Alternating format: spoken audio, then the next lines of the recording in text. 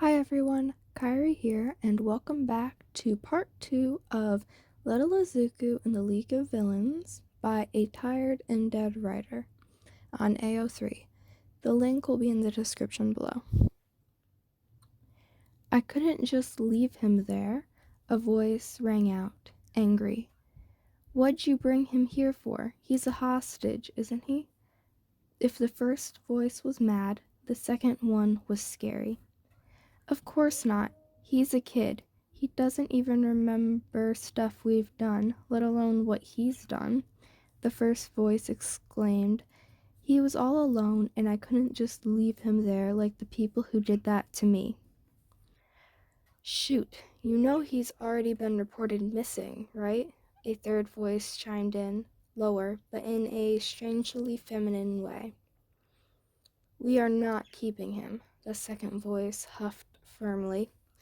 Izuku shifted, yawning, and lifted a hand to rub his eyes as he woke up. People were yelling. He blinked, huge green eyes open to take in his surroundings. The couch faced away from the voices, so Izuku turned around to peek over the back of it. The room wasn't large, but it was spacious. The whole thing was wood, and there was a bar on one side. Izuku saw 3 people sitting on stools and one person? Someone was behind the bar. Izuku wasn't so sure, considering the person was made entirely of a dark purpley mist, with yellow slits for eyes. Izuku's eyes widened. Oh my gosh, is that a mutation quirk, or is it just a quirk you've chosen to use to hide your appearance? The 4 people turned rapidly, confused, one in a black hoodie, only a little resigned. Can you control the mist? What does it do? Is it cool? Can I touch it? Can anyone touch it? Izuku climbed onto his feet to stand on the couch and leaned over the back of it excitedly. Are those yellow parts your eyes? Can you speak? Is there a physical body underneath your suit, or is it only mist? How are you wearing 2 sets of clothes then? What is the metal brace for? What? Jesus, kid, do you ever shut up? Izuku recognized the scary voice and squeaked, slamming a hand over his mouth.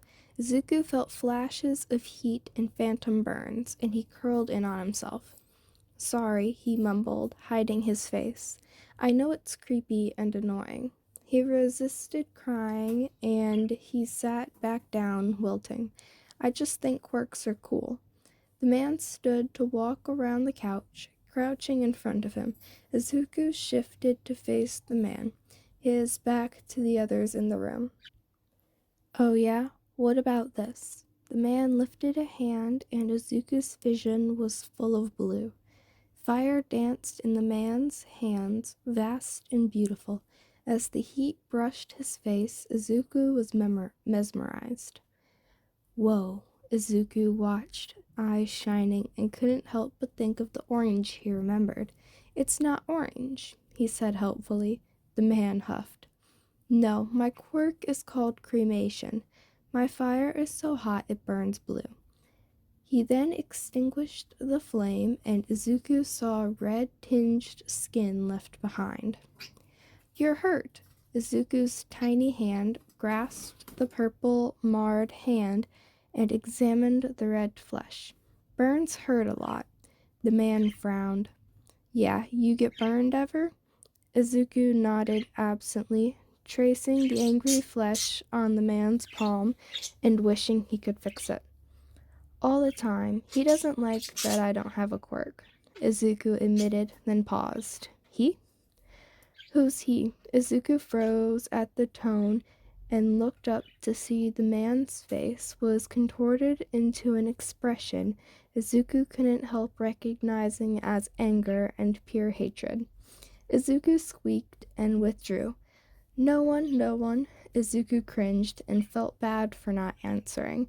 Would the man be mad? Izuku didn't want him to be mad.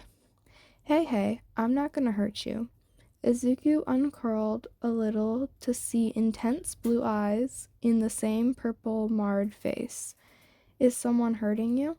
His eyes spoke of anger, but Izuku thought it might not be for Izuku. No, it's fine, Izuku stammered, answers coming from nowhere. He doesn't do it a lot, only when I get in his way. He winced at how weak the excuse was, and the way the man rolled his eyes. Your eyes look angry, Izuku told him. The man huffed a laugh, amused. I was burnt a lot as a kid, butt of a dad who's now behind me. The man tried for nonchalance, but Izuku could tell it still bothered him. Izuku uncurled to wrap tiny hands around the man's neck in a soft hug. I get burned a lot too. Izuku frowned, trying to remember. He's mean, doesn't like me at all. Then he beamed as he pulled away, remembering something. I'm guessing it's some kind of explosion quirk based in his hands, but I can't remember. He met the man's eyes and saw recognition there, oddly enough. Explosions in his hands? The man looked over Izuku's shoulder at the three other people Izuku had completely forgotten about. Izuku turned and waved shyly. Then he paused, spotting blue hair under the black hoodie. Oh, I know you. Izuku beamed and hopped down. He reached the stool and tilted his head up and up and up with a bright smile. Hi. He climbed up and sat himself in the man's lap easily. Izuku looked around the room from his new vantage point. I'm Izuku, and this one saved me. He gestured to the man behind him with a beaming smile. The purple one with the blue flames laughed and plopped down on his original stool. Saved you, did he? The man seemed amused, and Izuku frowned. Why? It wasn't funny. Izuku was serious. Bet your butt I did, Izuku's savior grumbled. Yes, we know who you are, Izuku. I told them. These idiots are my party members. Izuku heard the hesitation and tilted his head back to see the man's face. You mean friends? Izuku asked. That means friends, right? The man looked between a grimace and a sneer. I guess. The words sounded pained and forced, but Izuku was satisfied. He looked away to see the person with red hair watching fondly, the purple-scarred man trying not to outright laugh. Can we be friends? Izuku asked, eyes huge. I've never had friends before, not since. Izuku paused. He remembered a doctor. Yeah, quirkless, right. Not since my diagnosis. He wilted a little, but perked up when someone cleared their throat. I'm Magne. The person was large and muscular, hair red with large lips and sunglasses inside. Izuku beamed at the person. Are you a boy or a girl? He tilted his head slightly. It was polite to ask if you were confused. He knew, but Izuku couldn't remember why he knew that. A girl. The answer was firm, and Izuku nodded easily. I'm Izuku, and I'm a boy, he told her. Want to be friends? Her lips twitched into a sort of smile, and she nodded. Sure, why not? She grinned, and Izuku beamed. He then looked to the purple man expectantly, eyes wide and shining.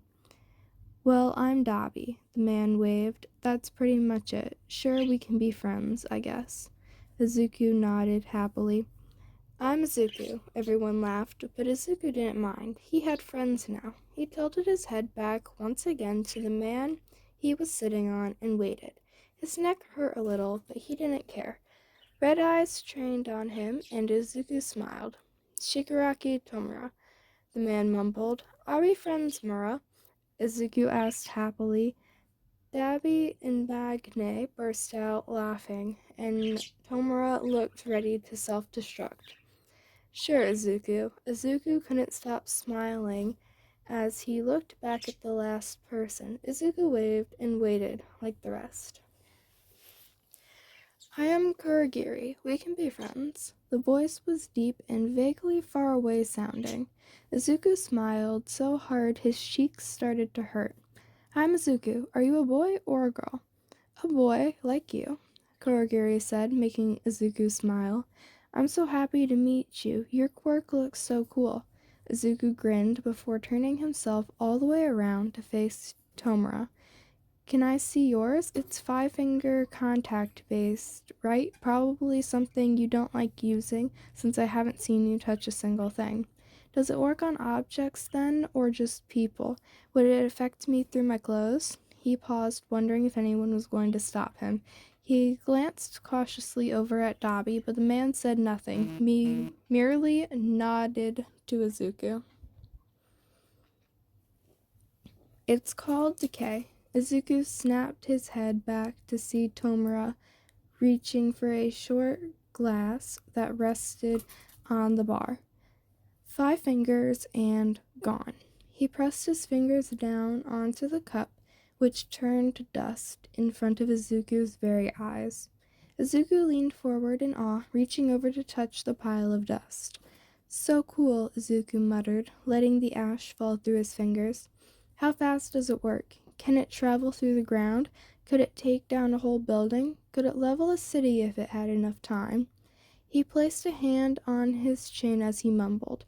What does it do to a person? Does it go so fast that there isn't any blood, or does it take minutes as the person slowly loses themselves in agony? Can it be controlled? Gloves would work if they only covered a few fingers. Maybe cut the tips off the fingers of the gloves. Do they make gloves that cover only a few fingers? With the surge in 5-finger contact quirks, it would be silly if they didn't. I believe they do make those. Izuku looked up to see everyone staring, Kurogiri having spoken. Izuku flushed. Sorry, he shrank a little. I didn't mean to ramble. No worries, kid. It was some super interesting stuff there. Dabi leaned forward on his elbows. What was that about taking out cities? Well, if Mura, a choke, hides in a place no one will find him, he could theoretically touch the ground and just keep decaying things. If there's no limit to how long he can use it, he could just sit there with a hand in the ground until the city is gone. Izuku explained, pantomiming with his hands as he went. A building would be much easier. Just stand at the base and touch the ground. Once the floor and supports are gone, boom, crash. He continued, pantomiming and grinning as he mimicked a building collapsing. Did you just come up with mass destruction after only seeing a quirk once? Magne seemed stunned, and Izuku frowned. Yeah, but that's not very nice. Mura could easily be a hero, too. He leaned back into Tomura's stomach thoughtfully. Like the Hero 13, Quark Black Hole. It could also be used for mass destruction. Again, stand in front of a building and just wait. Alternately, decay could be used to take out rubble to free people. It would make searching areas covered in debris much faster. He'd have to go slowly, making sure he doesn't get any survivors, but it's very possible. Any quirk is a good quirk for heroics or villainy. Magne and Dabi were both looking at him intently, as if they couldn't solve a puzzle. What about mine? Dabi asked finally. Mine burns me. It's too hot for my skin. Izuku frowned thoughtfully. Do you have normal skin, or is it modified in any way? Most quirks are built to fit your body. Izuku frowned harder as Dabi's face hardened. I have the skin of an ice quirk user. Izuku thought it over carefully. Most common ways to get that are to have one fire elemental and one ice elemental user. That sucks. Not a good combo. Izuku scrunched his nose in concentration. Can you control how hot the fire is? I guess it was weaker when I was younger, and it got hotter as I trained. Izuku didn't like the look on his face and moved on. Why not make the fire cold? The adults blinked. Fire can be cold. It's called cool flame. Makes almost no heat and usually is a chemical reaction. If your body isn't meant for heat, why force it? You could try making it as cold as you can, maybe see if the quirk can push past what science can. Ooh, maybe you'll end up with some ice fire, which would make sense if you've been using the wrong end of the spectrum. Izuku saw cold anger, but also burning determination in Dabi. We're keeping him. I'll be back for dinner. Then the man stormed off, pushing open a door and disappearing. Did I say something wrong? The adults in the room took one look at Izuku's eyes and couldn't help but agree with Dabi. No, you said something very right. Mura's voice rumbled through Izuku since he was leaning on the man's stomach. Idiot's just gone off to train his quirk. Izuku beamed. I helped then?